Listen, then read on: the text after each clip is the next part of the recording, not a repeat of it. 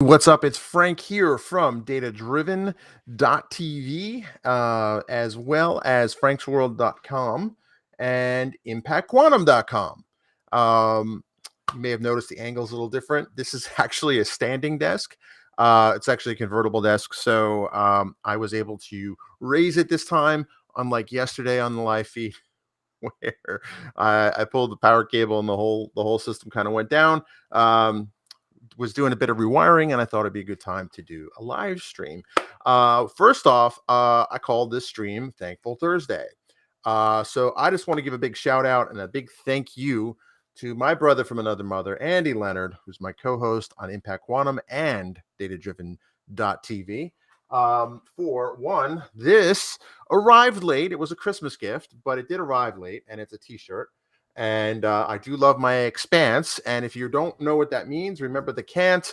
It is from the series of books and the TV show that was on Sci-Fi, then Amazon, and basically kind of the Canterbury was the event that happened in the blowing up of the Canterbury spaceship. Kind of kicked off the events in the series. So that's awesome. Also, I have a February birthday, and much to my delight, Andy got me another gift, which I really enjoyed this. Thank you, Andy. Data scientist, like a regular scientist, like a normal scientist, only cooler. I really appreciate that. I will wear that for sure on a future live stream, as with Remember the Can't. So I just want to give a big shout out to you, Andy, for doing that. I know you didn't have to, but it's totally cool. I really appreciate it. On other news, I completed some sales training, introduction, new hire orientation, NHO at Red Hat, and I'm still getting my feet wet and around all the cool things that Red Hat has to offer. And there's definitely going to be a lot to talk about in terms of what Red Hat has to offer in terms of data science and operationalization of data science models. One of Red Hat's biggest strengths is ML Ops. When we rephrase that, one of their biggest strengths is DevOps, which obviously is something we can parlay into ML Ops. So we have a lot of that ability. We have a lot of those skills, and you're going to hear more about that in the future. Speaking of the Expanse and those series, Andy and I called our data channel show kind of Project Ringgate. You can check it out. We put new episodes up there, new series. And if you want to be a content creator, let me know. And this is the URL, datachannel.tv. Use launch $4.97 to get a $4.97 a month after a free trial, or Data Channel for life, which gives you an extremely discounted $47 per year. Another thing I want to say I'm thankful for, if you look at franksworld.com, and I kind of posted this today. Hang on while I get the share ready. Any questions at this point? Feel free to let me know. Do I want to share the whole screen? Yeah, I'll share the whole screen. All right, hopefully. Let's see. I'll go side by side because that tends to work better. There we go.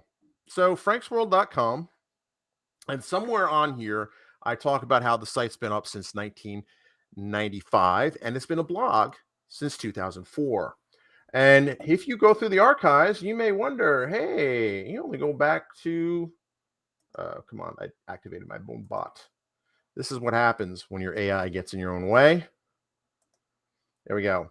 And the reason for that is, well, I've talked about this a lot. If you go here, and this is actually a very big milestone for me personally, and I'm very thankful I've gotten to this point. So one of the things that I did do, let's see, will this pop up? Let's see. There we go. If you look at this graph, I actually started the blog. I mean, technically speaking, I started blogging in 2000, 2001, where I used a blogger.com, and I was able to publish to a couple of like just text fragment files, and then use server-side includes and an FTP batch script to update that site frequently. Now, I do have some archives of it, but mostly it was, at the time I was living in Germany, and it was covering a lot of my traveling that was going on. So I kept folks, and instead of emailing everybody or calling people, which was, obviously very expensive, I would just tell people, hey, check out franksworld.com. In 2004, February 2004. So I guess that would be 18 years ago. Wow, 18 years ago this month, I installed .text, which was a open source project. See, folks, I'm not new to open source, which was an open source project for a .NET blog platform.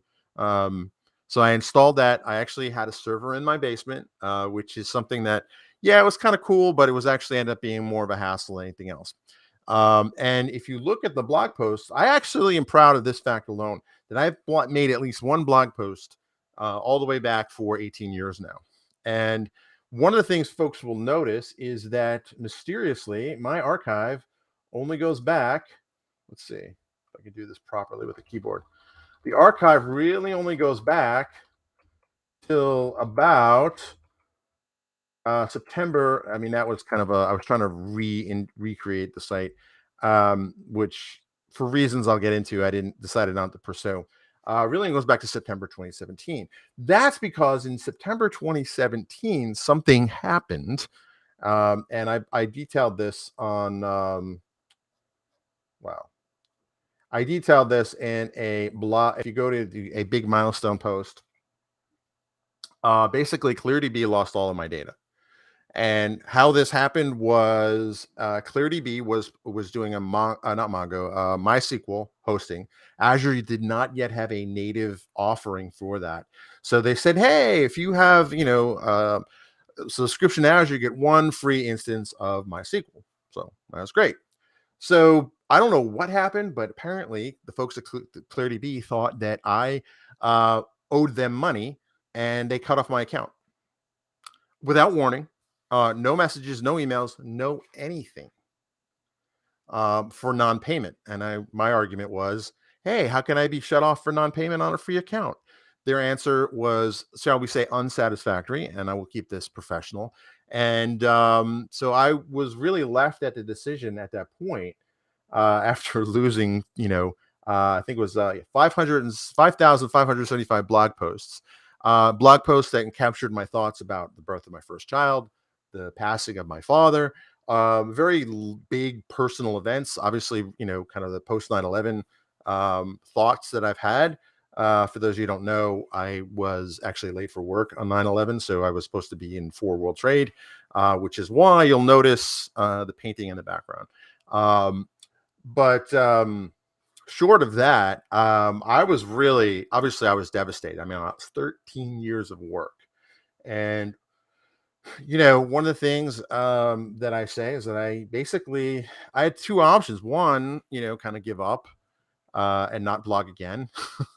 Obviously, you know which one I chose. I chose to do the opposite. In fact, I actually chose almost to as a as a matter of spite to the folks at ClearDB. I had written in an email after things had gotten heated, and basically I said, hey, even though this was a free service, if I could give you money to get my data back, would that help? And I got a very snarky response back, and I said, I'm going to come back bigger and better, and just watch me. So with that, I took ownership of the situation. The first order of business is, do I go back and try to rescue all of my previous content? And that was a hard decision, because 13 years of content is a lot. I did manage to find a local backup of when I had it on a SQL server, and I had copied it down from the cloud. But that went to 2013. And then as I kind of looked through the data, I kind of looked through, some folks suggested going to the Wayback Machine and scraping through that. I mean, I could have done that, but when I really looked at it, is that most of the posts were focused around tablet PC, right? Because at one point I was a tablet PC MVP. This is long before I got into data, long before I got into artificial intelligence. And there was also the Silverlight phase and the Windows UWP and XAML phase. So I really kind of thought, like, how much effort do I want to put in resurrecting content that really is not relevant today, right? And I had long since rebranded the site already to Frank's World of Data Science and AI. So that day I just said, you know what? I have a blank slate. I'm going to redo everything. I'm going to rebrand it. I'm going to just, new WordPress theme, all that stuff. And I set a goal that day to replicate the same amount of content that took me 13 years to do and do it under 5. And as of February 1st, with I believe it was I have to look for the exact post that did it, but I think it was the automatic post because it was I was going to make this post the dramatic kind of reveal. But because I streamed yesterday and I have a back end automated script that will go and take something I post on YouTube and post it to Frank's World. I actually kind of missed it by one or two posts, but I am very proud of this, and I know, you know, and I've written this text or something very similar to it in a LinkedIn post. Like I know it's just a blog, right?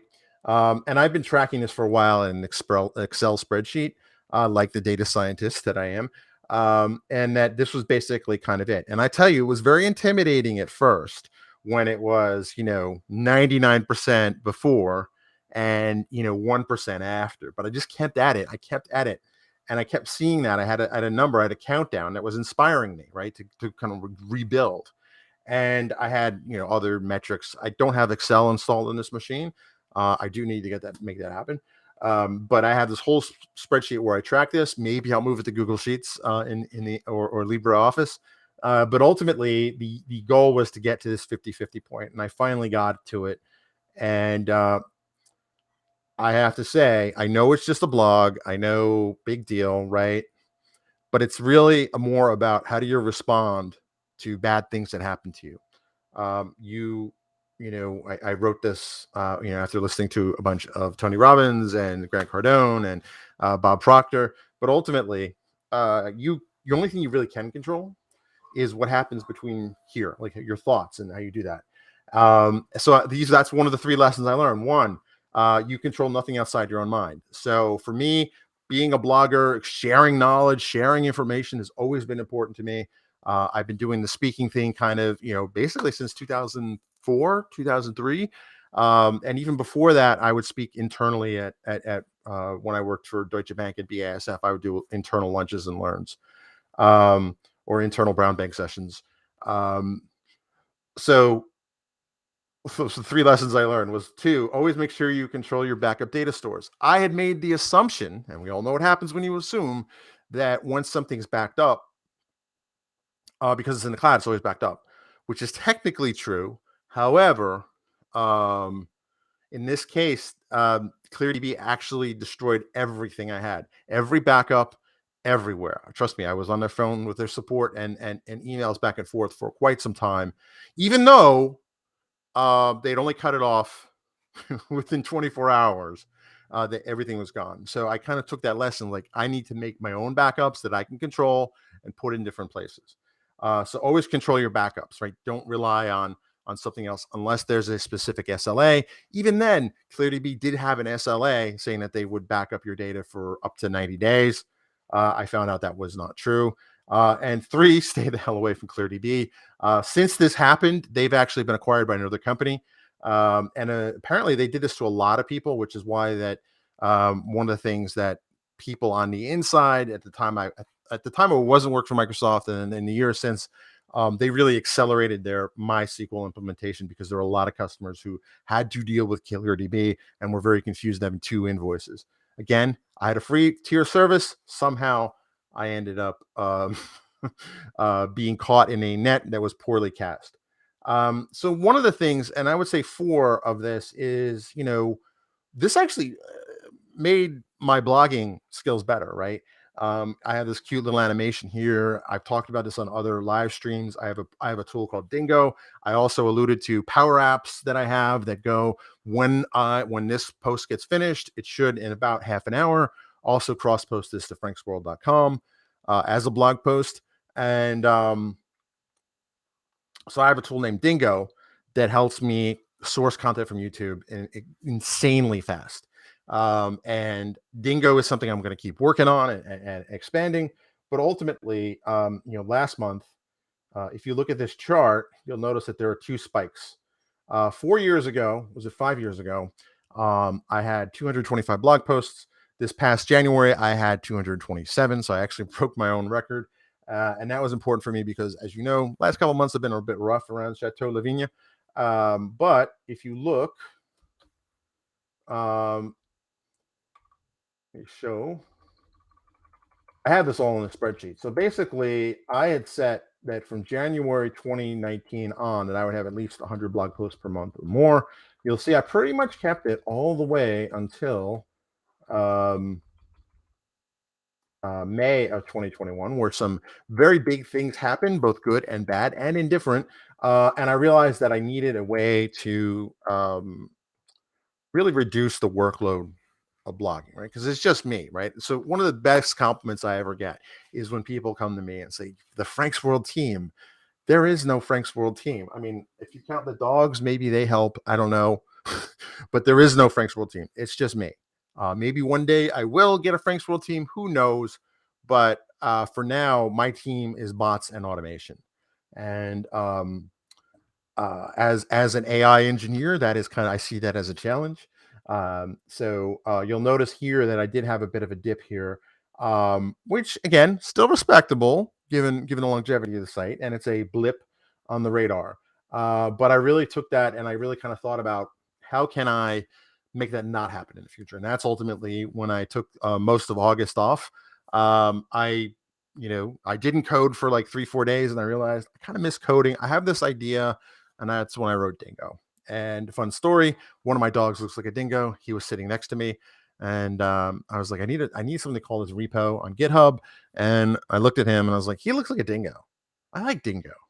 So that's how Dingo came to be. And you'll notice ever since then, I've had a pretty good track record of keeping blog posts. I actually spend less time on the blog than I did before, with the exception of getting to 200. Getting to 200 does require some time and focus. Um, I don't know if I'm going to do that again anytime soon. Hopefully within 4 years. I don't know. But this doesn't also count the other activity that's going on Impact Quantum. So if you go to Impact Quantum, one of the things I did with Impact Quantum, Impact Quantum also is connected through Dingo. I actually made Dingo multi-site, multi-user pretty early on, and so yeah, so this doesn't count the amount of blog posts that are on there, which are about 50 or 60. So I mean, altogether, probably last month I probably had easily 300 blog posts that are out there. There have been so